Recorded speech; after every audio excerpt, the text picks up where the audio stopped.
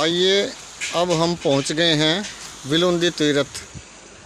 ये रामेश्वरम में प्रसिद्ध स्थान है।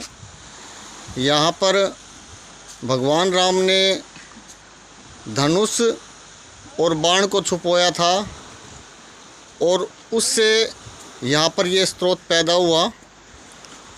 और ये देखिए, ये समुद्र के बीच में है, दोनों तरफ समुद्र है। ये देखिए,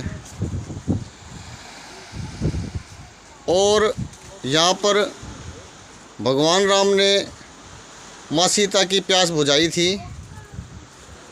इस तीर्थ का जल बिल्कुल मीठा है, यह देखने लायक चीज़ है। दोनों तरफ समुंदर है। बे ऑफ बंगाल समुंदर 30 किलोमीटर समुंदर, बे ऑफ बंगाल समुंदर। श्रीलंका रिटर्न डे में सीता माता जी की प्यास लगी, भगवान राम जी पान मार के मिठा पानी पान गंगा सब 3 बार छीटा करो। चेस्ट